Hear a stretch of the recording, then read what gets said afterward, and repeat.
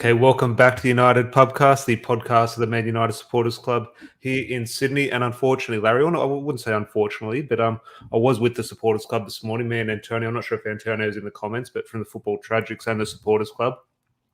So excited, got up at 5 o'clock in the morning, made the long trek into the city to go watch United. And we thought, okay, United v Newcastle. Okay, we'll be able to watch United and get some 3 points over some breakfast. How wrong was I, Larry? So I would ask how your day was, but I'm assuming I know how your day was because it's like every other Man United fan today, I guess. Yeah, I mean, it was a weird game, Tom, and we'll obviously get into it, but it's now becoming a debate of whether we thought it was the manager. That's why Solskjaer inevitably lost his job. But now you're seeing a new manager come in who is meant to be some sort of tactical genius or has an element of tactical nous, but we're still seeing the same level of results. So I'm sure that will inevitably bring up some interesting conversation. Yeah, no, we'll definitely. Well, we'll pretty much fly straight into it. There's a few in. So if you are watching live, please do leave a like on the video and make sure you get all your comments in. But if you are in the chat already, so just say, good evening, George. Hope you're keeping well, mate. Ahmad, a big shout out to Ahmad also. I'm just speaking here threw an awning up at my place over Christmas time. So yeah, feel free to put your Instagram, Ahmad, in the group chat or in the live chat here. And we'll try it out. I'm sure anyone in Sydney needs a little bit of work done around the house. I'm sure Ahmad will be happy to help a fellow United fan out, but really, my wife and I are both very appreciative of the work you've done, mate. Josh, good evening, mate. Hope you're keeping well. George, obviously, as well. Dion here saying at the risk of sounding like an alarmist, the club is in trouble, which we'll get into all that things. Now, and we might as well start there. Larry, you talked about there in regards to Solskjaer was to blame. Now it's Ralph Rangnick. The players are doing the same thing. So I just want to bring this graphic up here, and Solskjaer needed to be sacked. That's a caveat. Solskjaer needed to go. I fully accept that and understand that and agree with it. Close your eyes. Don't look at the bench. That second half, who was in charge, Ralph Rangnick or Ole Gunnar Solskjaer? And because you can't answer that was such a Solskjaer-like performance. That is where I revert back to and point the finger solely at the players. And the players have to take responsibility because Ralph Rangnick wasn't telling Bruno to play 70-yard long balls. Neither was Ole Gunnar Solskjaer. So I'm just thinking that is on the players. And ultimately, yes, Solskjaer need to be set to understand that. But this is evidence to say it's not about the manager. These players need to take responsibility, and they're not. Yeah, look, I think when it comes to bad results or even good results, the truth is always somewhere in the middle. I don't think, and even a world-class manager will not necessarily be the reason that you go from losing 5-0 to Liverpool to winning 3-0 at Tottenham the next week. The reality is that a good manager will bring out a level of performance. The role of a manager is to allow or get the team to perform to its highest potential. That's it. At the end of the day, the players will be the players. And I also think it's the same way when we are talking about the players. I don't think a good player is a good player, a bad player is a bad player. If you and I are on that pitch today, I don't think, while we might look at what Fred does and criticize him on this YouTube channel, I don't think I can execute what Fred does any better because I'm not a better footballer. And that's the reality. Actually, I will say I have a better touch than Fred. I'm willing to say that. But on a serious note, like, that's the thing. I think the truth is somewhere in the middle. So when someone says, is it purely the manager or is it purely the players? It's both of them together. If someone says to me, is the 4-2-2 working? I say absolutely not. And normally with a formation, and look, there are many facets to this performance, Tom, which we will get into, and I won't go on too long on this. But this formation, when you look at the type of players we have, you're simply putting square pegs into round holes. It just doesn't fit. I think a 4-2-2, particularly when you're talking about the positions behind the striker, that should almost be 2 number 10 players, ball players. Marcus Rashford was deployed in that position today. What's going on there? It's not a winger spot. So it's not your 4-4-2, what we've grown up seeing from United. So you have to look at the manager there and say, hold on, is he actually putting the players where they're actually meant to be to allow them to fulfill their potential? And I have to say no to that point. Well, we'll get into your touch on Marcus Rashford, and there's a few comments in here and talking about a few things, and we'll obviously bring him up in a little bit. But I just want to sort of go back to his topic number one of most people's list as well after a performance like that. But I don't want to dissect the performance of Harry Maguire, but obviously he's come out and it was a weird one how he came. It's weird. He said, okay, it's not an excuse, but here's my excuse type thing. I just want your opinion because, yes, he has used it as an excuse. Well, I don't think he's used it as an excuse. He's used it as a reason and sort of pointed out the facts of the matter. Now, yes, it's not an excuse that the players haven't been training. they did look rusty. They did look, I wouldn't say unfit, but obviously underprepared type thing. And just your thoughts on that, because yes, it sounds like an excuse, and that's not bad, and that sort of adds fuel to the fire on sort of the Harry Maguire sort of bonfire everyone's throwing on. However, it is an impact, and we're going to benefit later on in the season when teams aren't training. Let's say we have in 6 months, Everton have COVID for 2 weeks, and we're playing training and games type thing. We'll go in much better prepared, and we'll probably smash a team like Everton or something. On this week, we're on the back end of no training for 2 weeks. Some players have COVID. Victor Lindelof's got COVID, so in a couple of days, you can bet your bottom dollar that a few extra United players are going to have COVID. It's not an excuse, like Harry Maguire said, but it's close to it. Like it doesn't excuse the performance, but it does have an impact. There's no doubt it does. Yeah, it does. They did look rusty. Like that was one of the things. Tactics, formations, the touch just was off by so many of the players. Absolutely. Look, I think when you are looking at the game, that there's no issue with saying the players look tired, they didn't look fit, and I agree with all of those sentiments. But the problem with Harry Maguire is, I think, don't come out and say, and I understand it's a difficult position when you're put on the spot, but don't say not to make an excuse, but as soon as you do that, you've already created, you've put the nail in your own coffin there. I think the way he just needs to be more mindful in how he's addressing these sorts of comments. But in saying that, look, I think the energy was a level. I think, yes, while it's so lazy to say, it's evident that Newcastle were winning the 50-50 battle. This match wasn't purely won on talent. If like we've always said, if football's played on paper, Manchester United win this game every single time. But the reality is Newcastle were fitter, they were hungrier. But even just tactically, the little things, Tom, I don't know if you saw this at the pub, but watching the game from a tactical point of view, which admittedly is difficult on your TV screen at 7 a.m. in the morning, this formation and my frustration with it, I'm looking at United set up in this 4-2-2. So where the midfield is, so where you have Fred and McTominay sitting, and where you have Bruno and Rashford occupying in terms of their space, you just had 4 Newcastle players in between. There was literally no option to pass to. And I'm looking at that and I'm like, I understand Ralph Rangnick wants to play a certain way, but I'm thinking, has he almost gone too intense in this forward thinking? Like, if you look at the way Newcastle played or set up, it was to absorb United. It was for encouraging United to come onto them. Well, there's no point pressing a team that doesn't want the ball, is there? So I'm just wondering, actually, is Rangnick almost being too stubborn in his fresh approach, where he's not actually looking at the football match? Now, yes, he did make a change at halftime and we did score a goal from that. But then you have to look at it and say, but tactically, whatever you think of our energy or the COVID infiltrating the football team, tactically, we weren't set up to get a positive result. And I think fundamentally, that's where the issue is in this football game. Look, it's very hard to disagree, and I agree with most of your sentiments there. I just think it's hard in terms of, while frustration is very high amongst the fan base, I know you're not losing your cool at all there. It's a sort of a sensible opinion, but it is so early on in Ralph Rangnick's time. There's been very limited training time. I think there's sort of a stat since he signed his contract at United. He's almost had just as many days away from Carrington than he has had at Carrington in regards to the COVID breaks and sort of things like that sort of thing. So he hasn't had much time on the training ground, and that is something he needs to implement. But I just want to move on before we get into sort of dissecting more things around the game. Ashby, good motor man. Hope you're keeping well, man. Puts a point here. I'll just bring it up. The players need an attitude adjustment. Can we get Ferguson's hairdryer out? And Larry, I want a discussion, and I want to try and not overreact. We've sometimes overreacted with sort of Harry Maguire or Solskjaer type thing, but I want to bring this guy up here and calm me down if I get too intense, but I am sick of it. Does Rashford have too much power, as the banner says? I'm worried for this because we can tie the Anthony Martial discussion into this if you want, because Anthony Martial has gone on to say he wants to leave the club. Ralph Rangnick has confirmed that.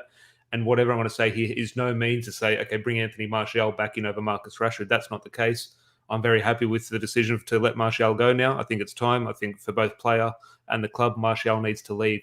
However, when you look at the difference now, how Rashford is being picked, and we always sort of not joked, but we frustratingly said when Wayne Rooney had a real bad patch of form under, I think it was Louis van Gaal, or it was Jose Mourinho, I think it was Louis van Gaal, we said, is it in Wayne Rooney's contract that he has to start? Now, obviously, that's not the case. We've seen Cristiano Ronaldo not start games, so Rashford doesn't have that clause in his contract.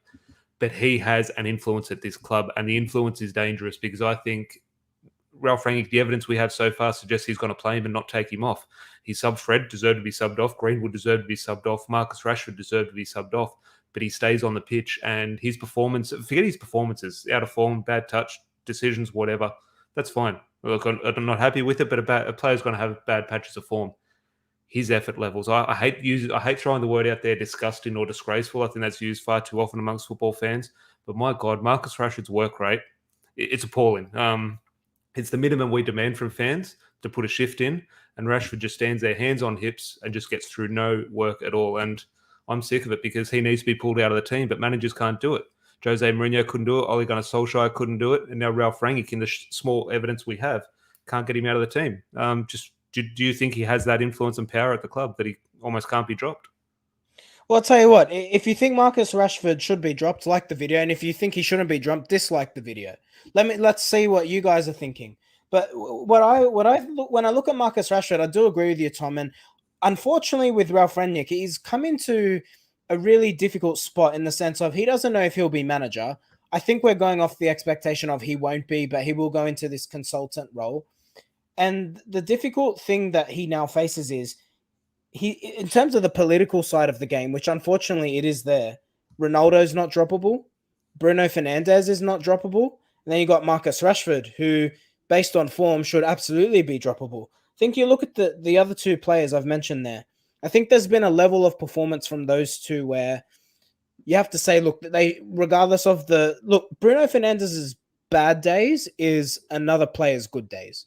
That he's elite. He creates even on when he's not playing well. Heck, even today when he was deployed in the number 6 as a budget Michael Carrick, some of the balls he was putting in, the level of quality that you see his improvement on Fred, and that position isn't natural to Bruno. You see what he can do. So you just have to take what you can get with Bruno Fernandes. With Cristiano Ronaldo, the same thing.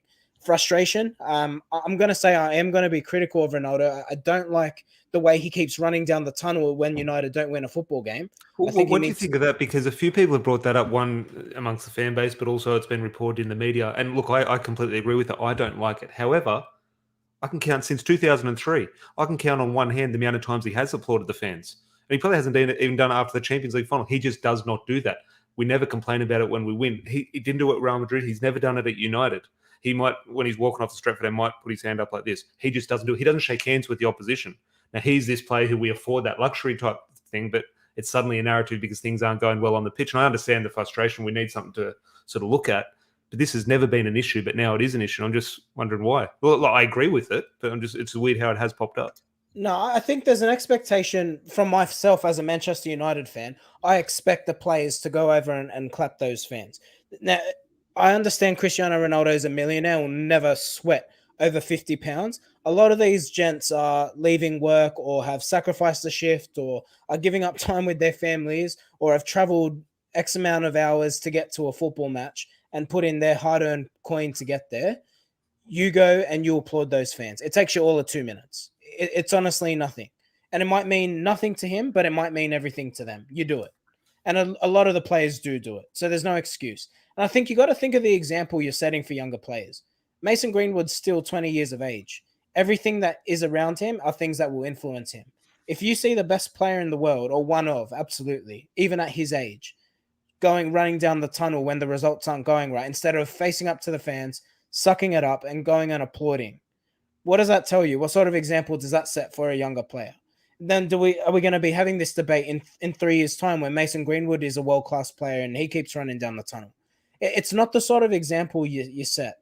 And I'm very big on that because when you talk about United, there's a level of class that we like to brag about as fans. So you have to expect that. Let's bring it back to Marcus Rashford.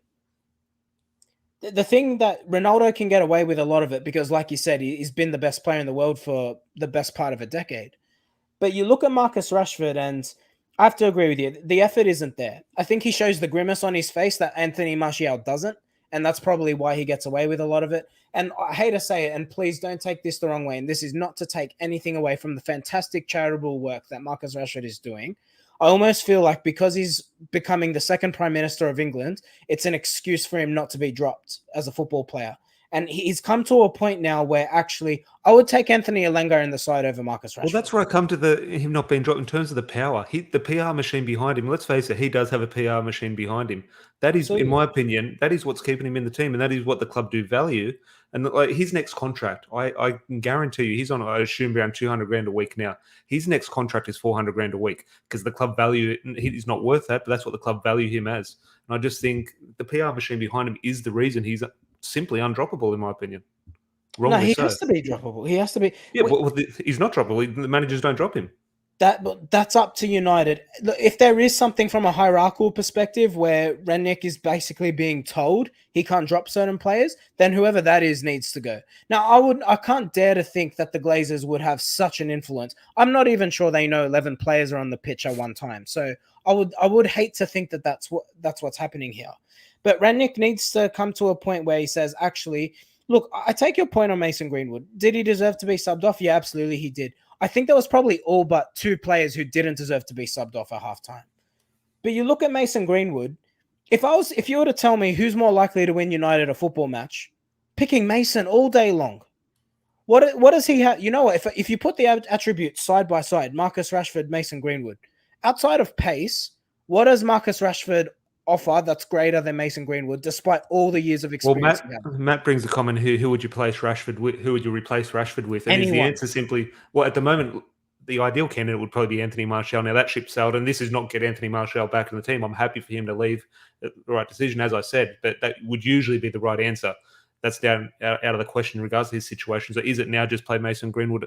Not that it will happen, but if you're the boss, is it play Mason Greenwood over Rashford? Well, I think he needs to fix this formation. I don't like it. But yeah, if look, let's assume all things the same. He's going 4-2-2 against Burnley. Yeah. Play Mason Greenwood. Jadon Sancho looked good today when he came on. There you go. Adam's there. Put Jadon Sancho on. Sancho looked good today. He looked good occupying a wide position where he should be because, again, we should stop playing this stupid formation that doesn't fit players in their natural positions and let them get on the ball. Sancho actually looked good today. Do you see that one run where he beat 3 players and made them look absolutely stupid? There was nothing made of it because United don't go on and score or anything from it. But you saw that because he got to go into a wide position and he did what a winger does. He didn't look up and think, I've got 10 yards on this bloke. I'm going to kick it in behind him like it's under 8s and try and beat him and the ball inevitably goes out. He played football with football intelligence. He looked at the player's hips and he beat him based on his movement.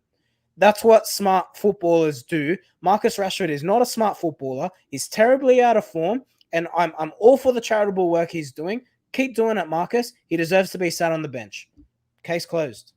Yeah, no, I completely agree. Just a comment here from Scott, a good mate of ours, an Arsenal fan and host of It's a Football Thing. They'll be live at 8:30, so make sure you go subscribe to It's a Football Thing and find them on Twitter, on our Twitter page. And look, the comment here, any truth, Rashford to Arsenal, simply that's not happening. However, I would refer it to, would you see a situation now, of course, it's not going to happen from the club's point of view. And this is not, I'm not saying sell Marcus Rashford. I think he has a great future at United if he gets his head right. He sort of rests up and he sort of finds a little bit of form and finds a sort of new lease on life in a football sense. Is there a situation now obviously Martial has left or on the verge of leaving?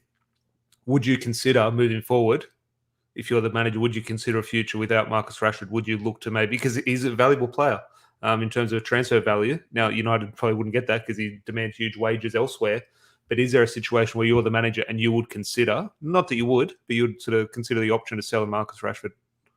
Oh, look, I'm not going to go that far. I think where Marcus Rashford is... The reason I would say, and sorry to interrupt you, but the reason I would say that, I said this morning, if it's Sir Alex Ferguson had Marcus Rashford in the dressing room, suddenly there's a few distractions. Suddenly that ego is getting a little bit out of control on the pitch and he has that bit too much control within the club. Sir Alex Ferguson, he's first out the door, Marcus Rashford. I know that sounds stupid because he's this club academy graduate type thing and this hero amongst Man United fans.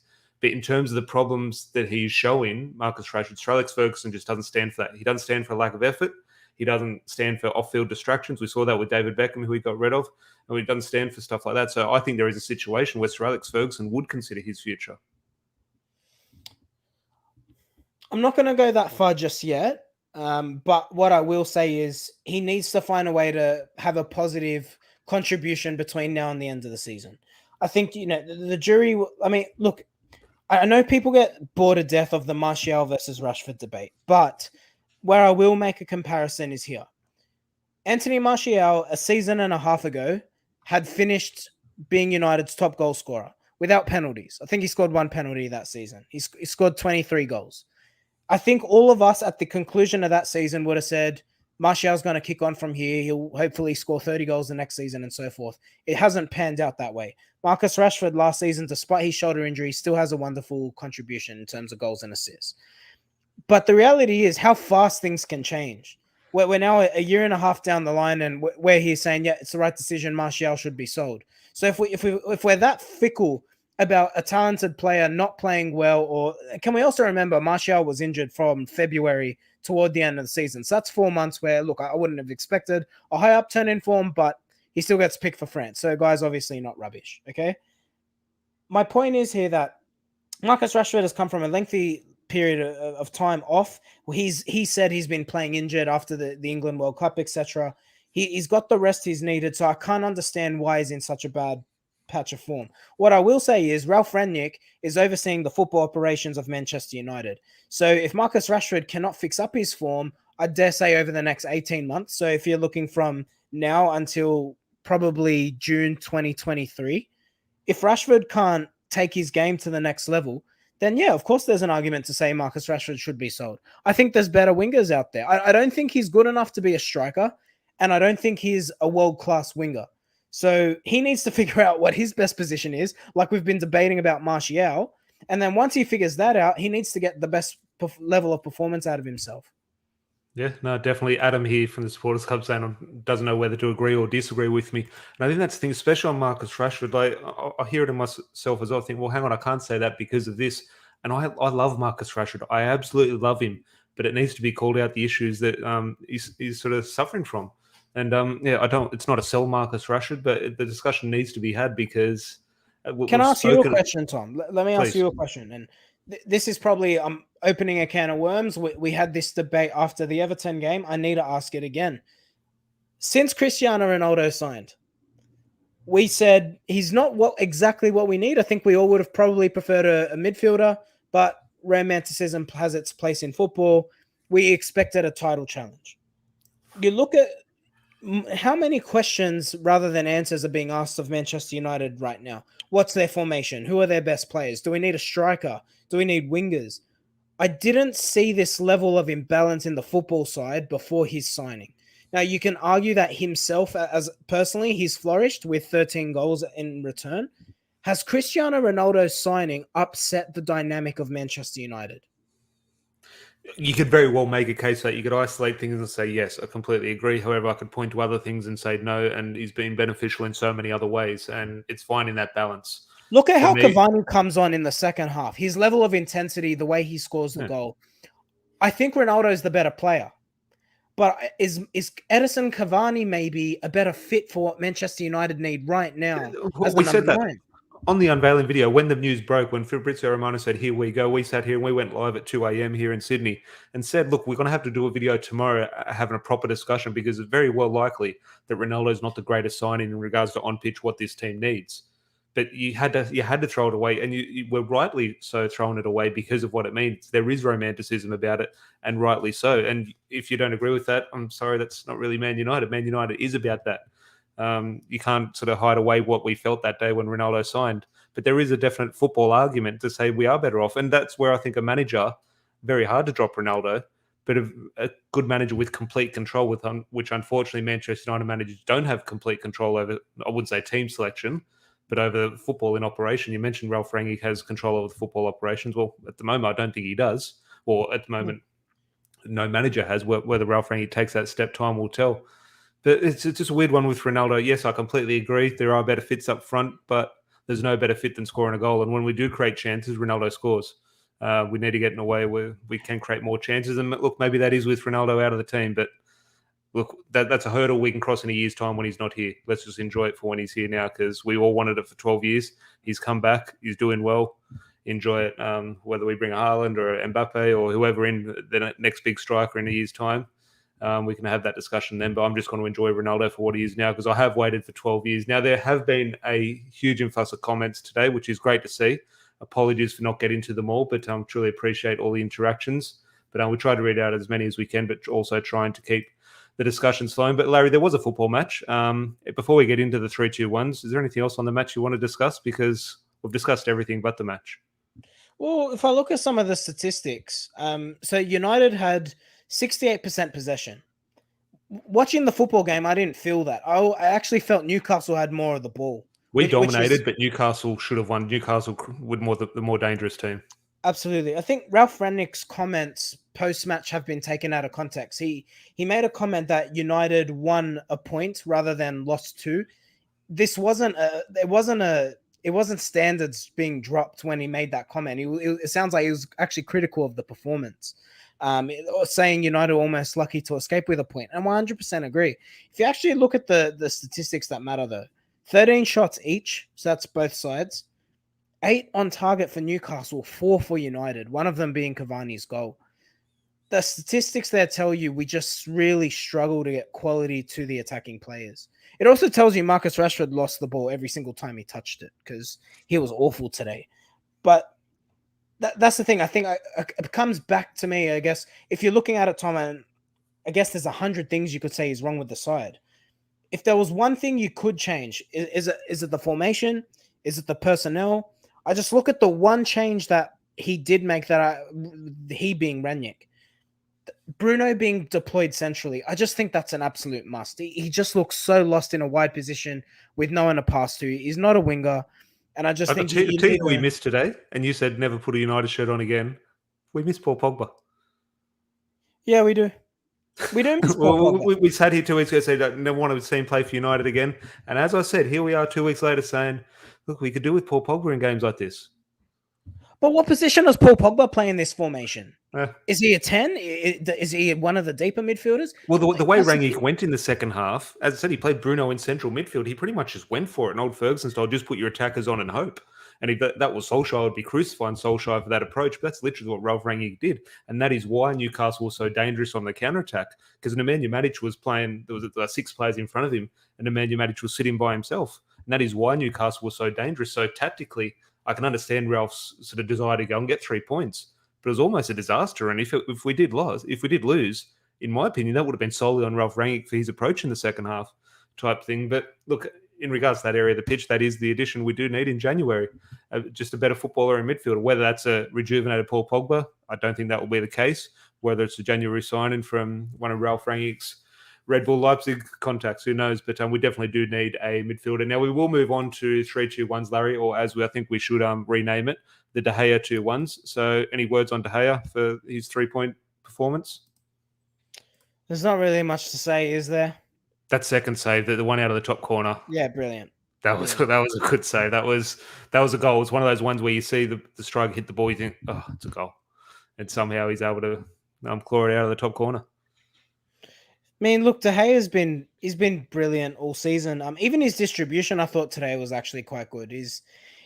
I hate to think where we'd be without him, Tom. Honestly, like we can look at it. Cavani salvages a point.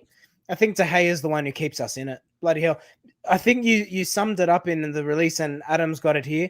We just honestly should just change the name of this segment between now and the end of the season to De Gea 2-1s. He's going to win it. Like, sure, it's almost impossible. Unless Ronaldo can get 3 points between now and the end of the season every game, which is definitely possible. Yeah. No, well, George here is saying De Gea 3. Obviously, I think everyone in the comments, don't worry about putting De Gea for 3. We know De Gea is 3 as usual. But he's gone Cavani 2 points, which is, I think, the obvious choice. And Sancho for 1 point. Yeah, Sancho was a little bit dangerous type thing. Don't mind that shout. But Cavani, obviously, the 2 points for the goal. I would say match-winning goal. It wasn't a match-winning goal, but almost just as vital. Otherwise, we lose.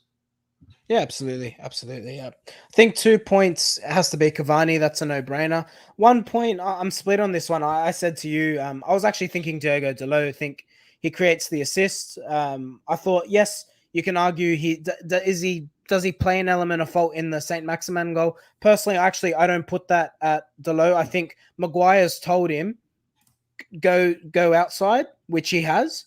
And I think Maguire's actually the one who's almost taking more of the blame there. I thought his delivery wasn't perfect today, the Portuguese, but I thought Dalot, he was positive. He worked hard. I can't be. I know that should be a given. What do Tom, you but think? And as I we've just want to get it debated off my here, chest. I just want to moan for the sake of it. And we're going to get on to the last player. You mentioned that goal from St. Maximum. Yes, great goal. Fantastic.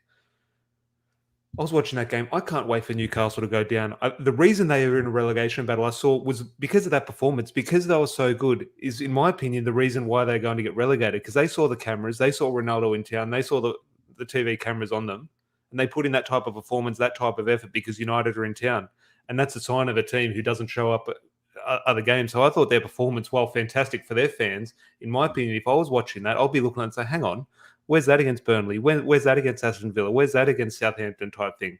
I thought they were, I wouldn't say a disgrace, but where is that performance for Newcastle? Because if you can run like that when Man United are in town, you have to run like that when Arsenal are in town, etc. type thing. So St. Maximum, I thought, was brilliant in that first half, but the second half, he could have had a hat trick, but he tackled himself about 6 times. Saint Maximin reeks of Nani, doesn't he? He's just one of those players where when he's on, he's absolutely brilliant. And he's going to have, between now and the end of his career, there's always going to be this debate. How would he perform with better players? Should he move to a bigger club? Why can't he be consistent? The same debate we've been having with Anthony Martial, who I actually think is more talented. The same arguments are going to be had with Saint Maximin until he retires, just naturally. Yeah.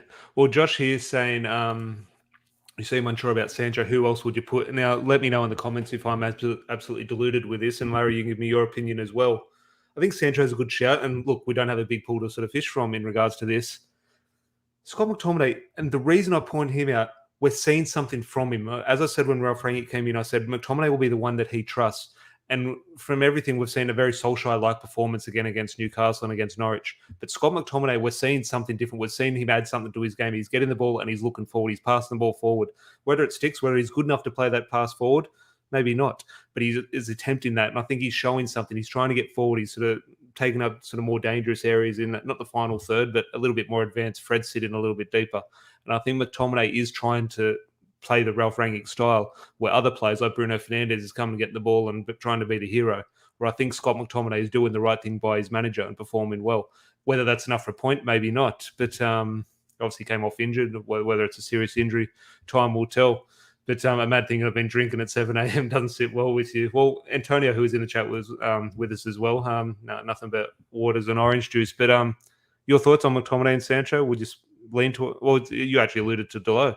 But your thoughts on McTominay's performance, especially if Fred got hooked at halftime? Maybe that weighs on me in regards to Fred was so bad, his midfield partner, so they had to pick up the slack.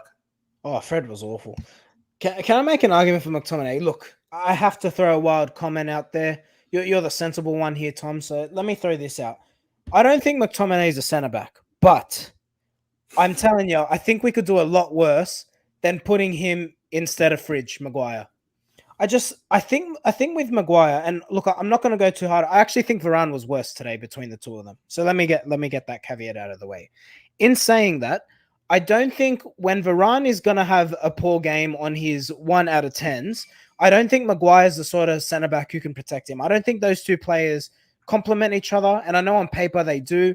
I just think it's come time where Rangnick really needs to shake something up. And I saw Gary Neville's comment, and I thought that they were really interesting. Maguire's the captain, but he doesn't feel like the captain. And I think that his performance at the moment, I think United just really need some steel at the back. Who feels like the captain? Ronaldo does. Ronaldo feels like the captain, or Bruno Fernandes, and they're the two most petulant players on the field, and that's the problem. Well, yeah, that's the thing. That is a problem. We can point to traits they have, which we want. Then we ultimately revert to the end of the sort of the last sort of concerning point is it is a problem. But Maguire reeks, mate. Like, the thing is, if Varane is having a bad game, if you're Harry Maguire, what have you done? You've gotten relegated with Sheffield United, with Hull. You played with Sheffield United. His career's just been very jumpy, and he's done well to get to where he is. But you got a Champions League winner, La Liga winner, countless times, a World Cup winner. How's he going to tell Rafael Varane what to do? Oh, Rafael, you got to do better there, mate. Please. Telling him shove frog legs up your ass. Like, that's the thing. I don't think Harry Maguire cannot command respect from Rafael Varane. Just the way it is, just purely looking at their football careers. So I just think, and the way Maguire's performing at the moment, I would actually say McTominay's got the pace, he's got the mobility, he's got the heading ability. He's got a good ball player as well, by the way. I think if United can get a good midfielder in January, I really think it would not be the worst shout to throw McTominay back there with Rafael Varane. Look, it definitely won't happen, but I agree with the sort of the thinking. And obviously, he does play there for Scotland, and when he has played there for United, he's sort of not been great, but not been woeful. He's sort of 5, 6 out of 10 when he has sort of filled in at centre back. Definitely won't happen. But look, like Marcus Rashford needs to be dropped, Harry Maguire needs to be dropped. Whether that captain's armband stops that from happening, obviously time will tell. And you do hope Ralph Rangnick does make a big thing, but at the end of the day, then Eric Bailly's off with the African Cup of Nations. Lindelof has COVID. Phil That's what I'm Jones is on the saying. bench. So you're subbing Harry Maguire off. If you're not dropping Scott McTominay there, you're either bringing the Jones man is you manage finished, or mate. Phil Jones. So Jones is finished. I think I'm more of a chance of getting a start for United than Phil Jones is. But sorry, I completely I didn't answer your question in my rant at all, did I? well, I thought McTominay was all right. Yeah. I thought he was all right. He definitely wasn't the worst player on the pitch. I think if you were going to give points to anyone, I think you could make an argument for Sancho because I don't think he was good. But I thought he was the best of a bad bunch when he came on and made a few promising runs and dents into Newcastle's defense. I thought Diogo Dalot put in work rate, which, yes, is, unfortunately, it should be a given, but it's not, as we've debated with Marcus Rashford. Because it's not a given, we do have to call it out and praise it when we see it. Of course, sadly. And he gets the assist. Diogo Dalot. So, look, I would be you were saying Dalot. You were saying Dalot. I was saying McTominay. But pretty much every single comment from the live chat for their 1 point was Jadon Sancho, and you obviously alluded to Jadon Sancho making a little bit of an impact. So, would you be happy to go for Sancho?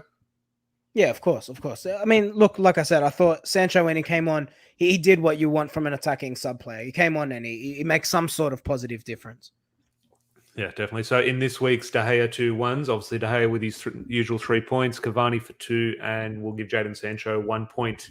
Now, Larry, I'm just looking at the fixture list. We are playing, it's Tuesday night here. We're playing Friday morning. So I'm assuming, if I've got my calendar right, we'll probably be back tomorrow night for a Burnley preview. Now, I think Burnley had a match postponed against whoever they were playing, so due to COVID. I assume, Victor Lindelof has just been diagnosed with COVID. He's been training with the team. So I assume in the next day or two, United are going to have a few extra COVID cases. My money would say we're not going to play against Burnley. I think it'll be postponed for both clubs. I think Burnley, you look at there, I think they've played the least amount of games or close to the least amount of games type thing. United obviously had a few cases. So fingers crossed it goes ahead. Hopefully everyone is healthy from both clubs. If I'm a betting man, I think it'll be off. But fingers crossed it is on. And we'll do a preview tomorrow night looking forward.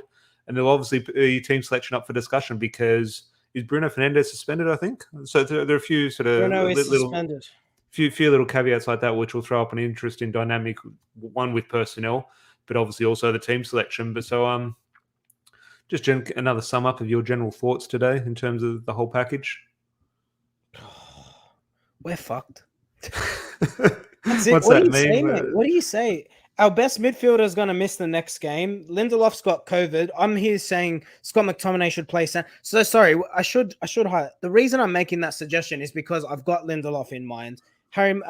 Bay's going to the African Cup of Nations, and I think Harry Maguire just needs to be pulled out of the side. So that's why I'm making that argument. Of course, I saw Emad's comment there. If Lindelof's fit, of course Lindelof plays. I just think we're fucked. I really do. I'm not trying to be dramatic. I saw a comment earlier saying, the club's in crisis. I don't think we're in crisis, but my God, we've had a transfer window where we signed Rafael Varane, Jadon Sancho, and Cristiano Ronaldo, and I felt more confident with Dan James and Juan Mata on the wings. Look, I said it at the time. I said, look, Dan James was right for him to go, but we will miss a player like Dan James, I thought. And Juan Mata, look, I don't need to make a case for him. Definitely. But Burnley, Josh, he's saying Burnley, yeah, they turn into prime Barcelona when they rock up at Old Trafford for some reason. And they not only just turn into prime Burnley in terms of lumping the ball forward and being a physical presence, they actually play good football at Old Trafford for some reason. But just my one last shout here before we wrap up the podcast. Matt here saying, what about Donny? He's garbage too. Seriously. No, come on. He's got to be a straight replacement for Bruno Fernandes here, surely. In terms of the mistakes Bruno Fernandes was making, and the issues he has with his performances, Donny van de Beek in that role walks into the team, surely. I'd play Juan Mata. Well, no, I would play Juan Mata, of course, but that's not going to happen. Juan Mata wasn't even in the matchday squad. Mate, Donny, seriously, I've seen this argument. This is the issue with Twitter, okay? And sorry, this isn't to have a go at anyone who thinks Donny should get an opportunity here. But every opportunity he has had, he has been poor. The only good performance I can recall. I wouldn't say poor. He's been poor. He's not been good poor. enough. I wouldn't say poor, and maybe that's the same thing, but I don't think he's been bad. He's He's just been ordinary. He's done nothing horrible, but he's done nothing that to give him says that run of pick him games, to next give him week. that platform to do something more, rather than, okay, here's your first 5 minutes in 6 weeks. Be great. I take your point. I take your point, but I just think that when you get your opportunity, much like Diogo Dalot got a few weeks ago, who had probably been playing less football than Donny van der Beek, he took his opportunity against Arsenal. He had a good game against difficult opposition. When I see Donny come in, just looks poor. He doesn't do the work off the ball, and I know that's frustrating. And I know people don't like Fred. I don't like Fred, but for all Donny offers on the ball, trust me, as bad as you think we are defensively, we will concede more goals with him in midfield. I guarantee it. Yeah. Look, it's a hard one. We'll wrap it up there. Josh knows one matter should be starting against Burnley. It is the game made for him. Scott here saying, great show, lads. Appreciate the support. He's obviously the host of It's a Football Thing with Rob, and they'll be going live in 20 minutes. So make sure, go subscribe to It's a Football Thing. And Adam here, in terms of his little bit of banter towards Larry. Larry, how has Bruno been going this season? I don't have the stats with me, Larry, but if you actually look at the stats in terms of created chances, non-penalty goals, pass completion, everything, crazily, Bruno Fernandes is the best performing midfielder in the Premier League this season. When you look at all those things, which I can't comprehend how that is the case, but the stats have come out from Opta that he's outperforming all the players in sort of all these key stats. Now, stats obviously don't tell the whole story, but Bruno is what he is. We're not going to complain when we win, but when the losses or when the results don't go our way, he is an easy target, and rightly so, because of the issues that he does cause when we perform badly. I think he loses the ball a lot, which is frustrating. The same week, Bruno Fernandes lost the ball 27 times. I think it was against Norwich. João Cancelo lost the ball 33 times for Manchester City. He got man of the match. Just goes, and I know he plays like a fullback, but he plays like he's a midfielder, the position he occupies on the field for Manchester City. And the thing is, when you get the results, when those passes come off, or one out of those 10 passes come off, all you're thinking about is the brilliant assist that he produced. You're not thinking about all the times he lost the ball. I think if you, like I said it at the start of this video, I think a poor performance from Bruno Fernandes is a good performance for your mid-table midfielder. Yeah. I think it's frustrating, but you have to allow a player in your side to take those risks. Otherwise, you won't create anything. Well, the sad thing is, and look, I completely agree, but the sad thing is we're making that case for 4 or 5 players. A top team has that player, one of those in the team. 1 or 2. Yeah, absolutely. And I don't think the formation at the moment, playing him in this wide position, much like we've had this debate with Pogba, when Pogba's been played in the wide spot of a 4-2-3-1, I think we're having the same issue with Bruno. If you don't give him an outlet to pass to, you're really limiting his game. Yeah, no, look, completely agree. Football Tragics here. Make sure you go and subscribe to their channel. You can find it on our Twitter. Just type in the Football Tragics. Brilliant as always, lads. And Matt showing his sport. Great show, guys. He's obviously at the Supporters Club at the pub with us this morning. It was good to see Matt there this morning. Hopefully see you Friday, mate, if the game goes ahead against Burnley, but I will be there Friday morning. Might actually need a beer if we play like that. Burnley at Old Trafford could be a tough watch, but fingers crossed the match does go ahead. Hopefully everyone did enjoy the video. Really appreciate all the interaction in the comments. When there's so many comments flying in, it's hard to get them all up on screen and discuss them, so apologies for that, but we do appreciate it. Hopefully you all did enjoy it. Please leave a like on the video, and if you haven't subscribed, please do. And Larry, football is back for the time being, so preview tomorrow against Burnley. Yeah, preview for Burnley. Look, I tell you what, I'll never say or predict that United are going to lose. I'm telling you, it's written in the stars. I'm not confident, mate. Yeah. Well, I saw Ralph out and RANGNICK out was trending on Twitter, unfortunately, today. But I think a lot of that is sort of stemmed from a little bit of banter, and people just jump on the bandwagon for shits and giggles type thing. But it will be a thing. So it's wrongly so, but it is a thing amongst the fan base at the moment. And great one, boys are mad.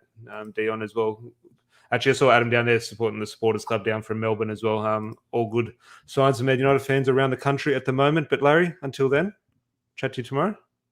Yeah, mate. Chat tomorrow. See you then. Cheers, guys. Have a good night, everyone. Cheers.